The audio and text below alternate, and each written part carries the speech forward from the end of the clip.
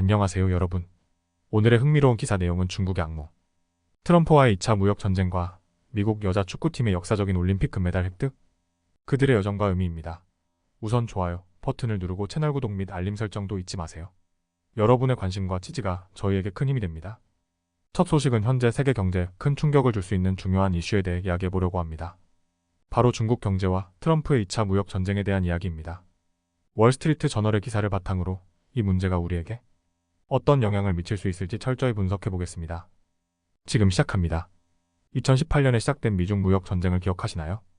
당시 도널드 트럼프 대통령은 중국산 제품에 대해 최대 25%의 관세를 부과했습니다. 이로 인해 양국 간의 긴장이 고조되었고 중국 경제는 큰 타격을 입었습니다. 그러나 팬데믹 이후 중국은 빠르게 회복했습니다.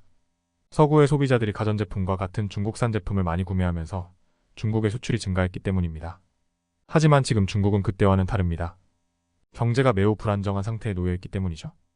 부동산 위기, 팬데믹 후유증, 그리고 내부 소비 둔화로 인해 중국 경제는 큰 압박을 받고 있습니다.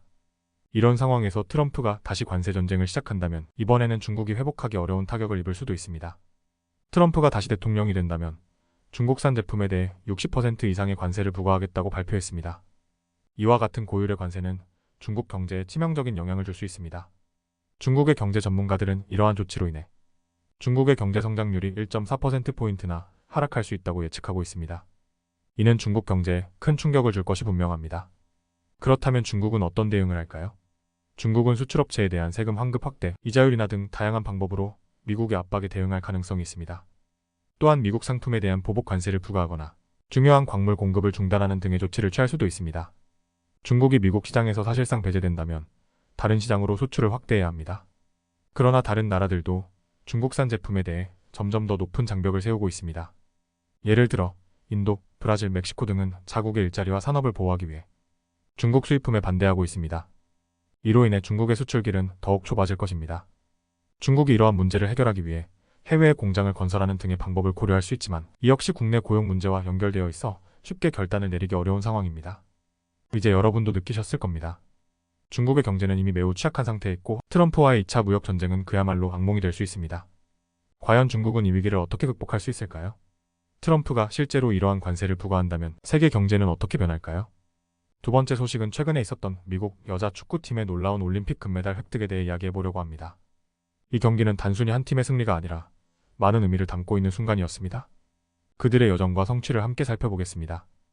1년 전만 해도 미국 여자 축구팀은 큰 어려움을 겪고 있었습니다. 여자 월드컵에서 16강을 넘지 못했고 팀은 방향성을 잃은 듯 보였습니다. 골을 넣는데 어려움을 겪었고 감독은 적절한 라인업을 구성하는데 혼란스러워 보였습니다. 그러나 이번 올림픽에서 그들은 완전히 다른 모습으로 돌아왔습니다. 새로운 감독 엠마 헤이스의 지휘 아래 미국 팀은 강력한 득점력을 자랑하는 팀으로 변모했습니다. 특히 브라질과의 결승전에서 보여준 그들의 경기력은 많은 사람들에게 감동을 주었습니다. 올림픽 결승전에서 미국은 강력한 상대인 브라질과 맞붙었습니다. 후반 초반 말 스완슨이 결정적인 골을 넣으며 미국의 1대0 리드를 안겨주었습니다. 이 골은 결국 결승골이 되었고 미국은 12년 만에 올림픽 금메달을 다시 획득하게 되었습니다. 이로써 미국 여자 축구팀은 역대 5번째 올림픽 금메달을 기록하게 되었습니다. 스완슨의 결승골은 단순한 득점 그 이상이었습니다. 그녀는 무릎 부상과 감염으로 월드컵에 출전하지 못한 후 이번 대회에서 팀의 최고 득점자로 활약하며 팀의 핵심 선수로 자리매김했습니다. 엠마 헤이스 감독은 1년 전만 해도 이 팀에 없었습니다. 그러나 그녀는 첼시 여자팀에서 오랜 경험을 바탕으로 팀을 빠르게 재정비하고 이번 올림픽에서 놀라운 성과를 이끌어냈습니다. 그녀의 지도 아래 미국 팀은 다시 한번 세계 최강의 자리에 올랐습니다. 헤이스 감독의 지휘 아래 팀은 공격력뿐만 아니라 수비에서도 단단한 모습을 보여주었습니다. 특히 골키퍼 알리사 나이어의 활약은 팀의 승리에 큰 기여를 했습니다. 그녀는 결승전에서 결정적인 세이브로 팀을 위기에서 구해냈습니다. 또한 헤이스 감독은 팀 분위기를 적절히 조성하는 데에도 탁월한 능력을 보였습니다. 그녀는 베테랑 선수인 알렉스 모건을 배제하고 평균 연령이 더 어린 선수들로 팀을 구성하면서 새로운 에너지를 불어넣었습니다. 반면 브라질에게 이번 결승전은 씁쓸한 순간이었습니다. 38세의 전설적인 선수 마르타에게는 이 경기가 마지막 국제 경기였기 때문입니다.